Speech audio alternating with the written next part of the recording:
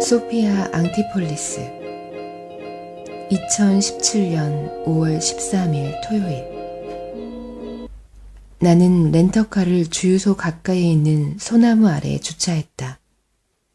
학교에서 300m쯤 떨어진 곳이었다. 뉴욕에서 니스행 비행기를 타고 와 공항에 내리자마자 곧장 학교로 왔고 기내에 탑승해 있는 동안 단 한순간도 눈을 붙이지 못했다. 난 어제 메일로 내가 다닌 고등학교에 개교 50주년 기념 행사와 관련된 소식을 전달받은 직후 부랴부랴 맨하튼을 떠났다. 고교 시절 반 친구였던 막심 비앙카르디니가 내가 책을 내는 출판사의 메신저로 메일을 보내왔다. 그는 한때 나의 가장 친한 친구였으나 지난 25년 동안 한 번도 만나지 못하고 지내왔다. 그가 휴대폰 번호를 남겼고 난 한참 동안 망설임 끝에 달리 선택할 여지가 없음을 깨닫고 전화번호를 눌렀다. 내가 보낸 메일을 봤어? 막심은 그 흔한 날씨 이야기도 없이 다짜고짜 물었다. 자네가 메일에 적어보낸 휴대폰 번호를 보고 전화한 거야. 내가 무슨 뜻으로 메일을 보내는지 짐작하지? 막심의 목소리에는 우리가 친하게 지냈던 시절의 어조가 그대로 남아있었지만 잠옷 두렵고 흥분된 감정이 묻어났다. 나는 그의 질문에 즉시 대답할 수 없었다. 물론 나는 그의 질문이 어떤 의미를 담고 있는지 잘 알고 있었다.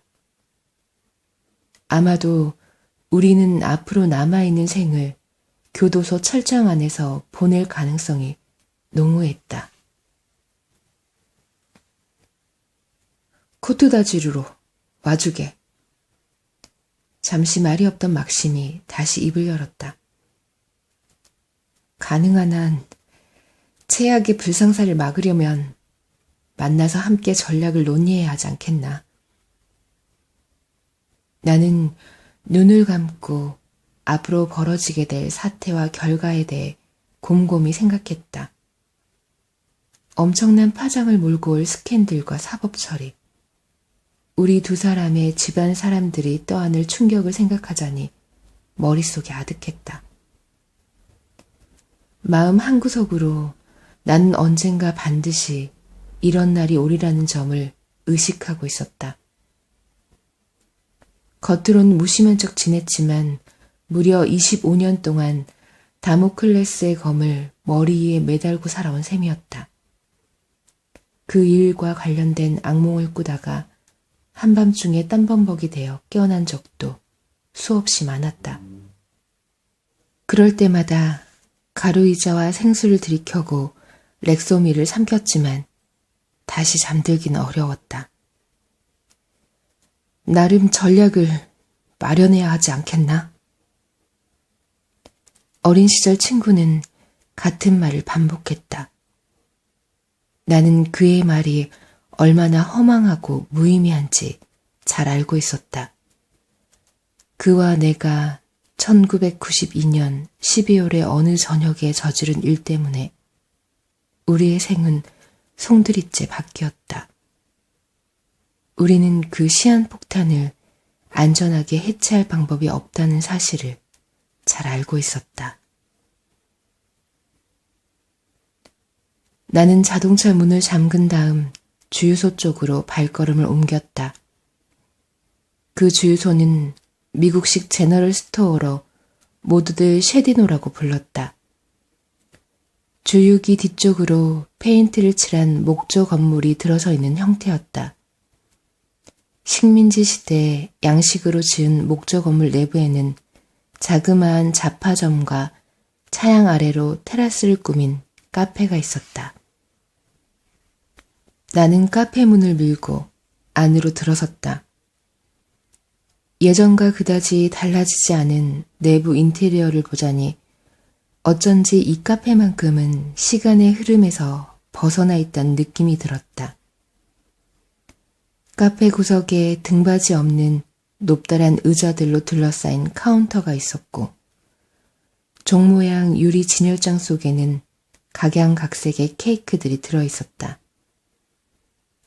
홀과 테라스에는 적당한 간격을 두고 테이블과 의자들이 비치되어 있었다. 벽면을 보니 요즘은 자취를 감춘 제품들을 선전하는 광고 화보와 리비에라 해안을 담은 관광 포스터들이 빼곡하게 붙어 있었다.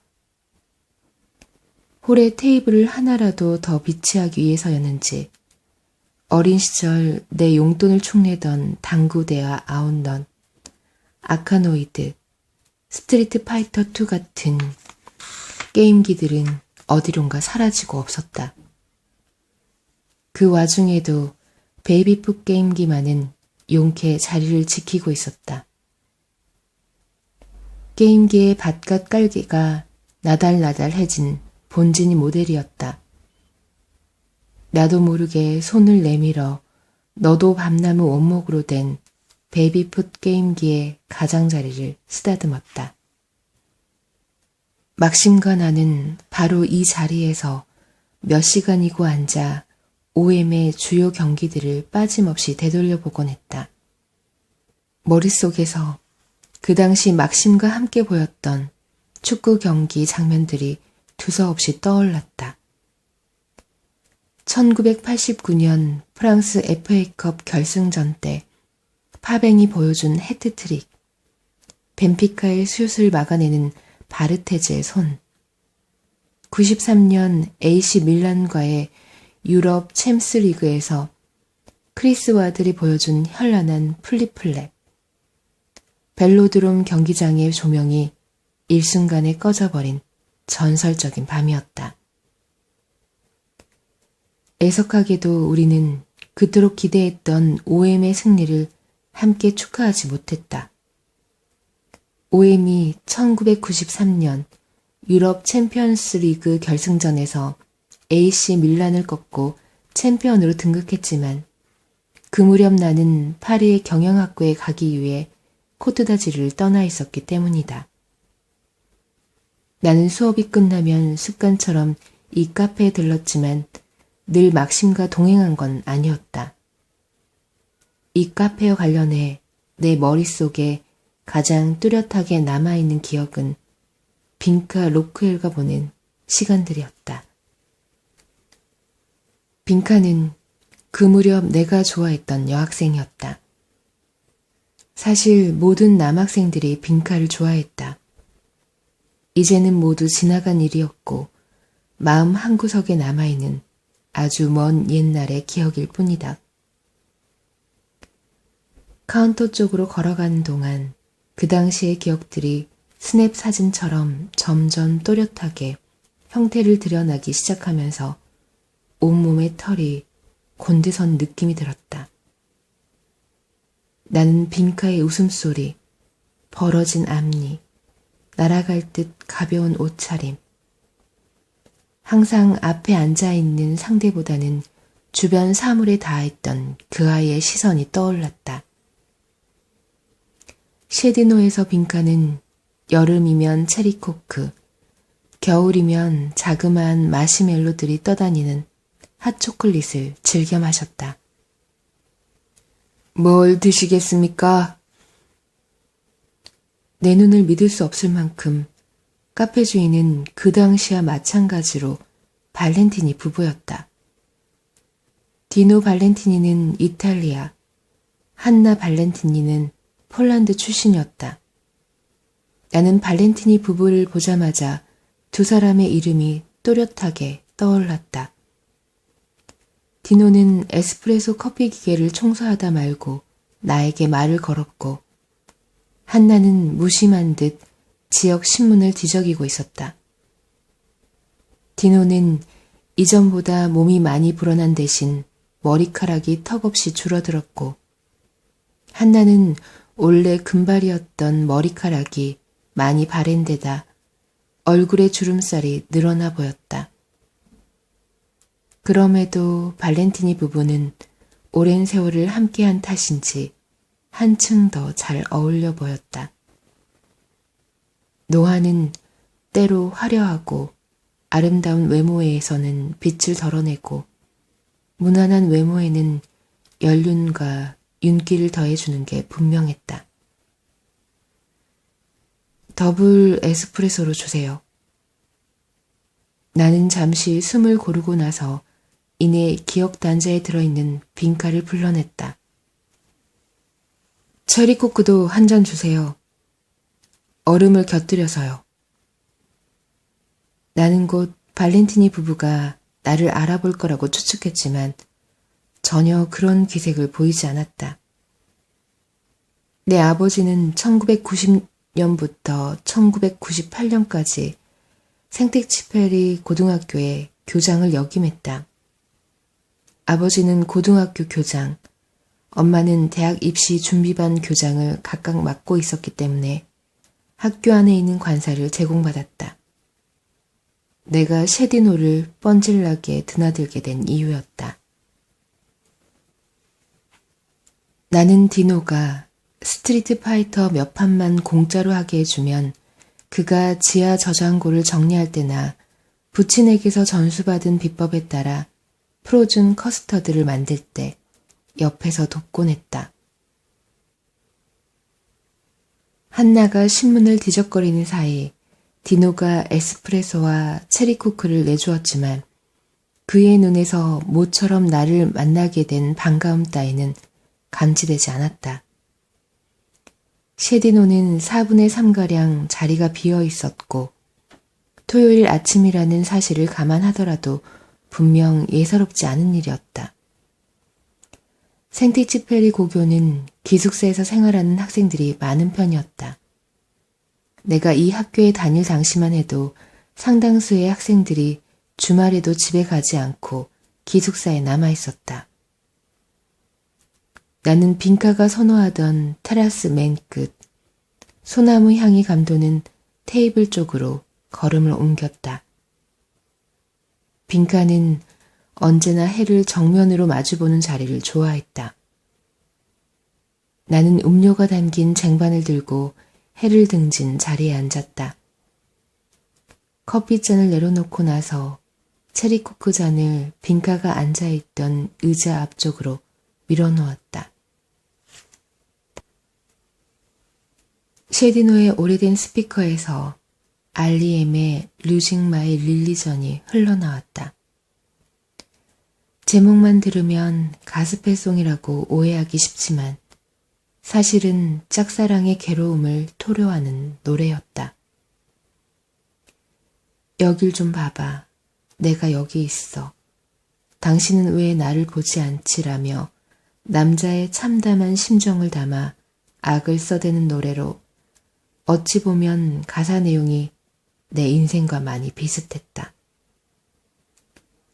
바람이 불어와 나뭇가지들이 부르르 몸을 떨었고 햇빛이 닿은 쪽마루 바닥에서 뿌연 먼지가 일었다. 내 머릿속은 1990년대 초로 되돌아갔다.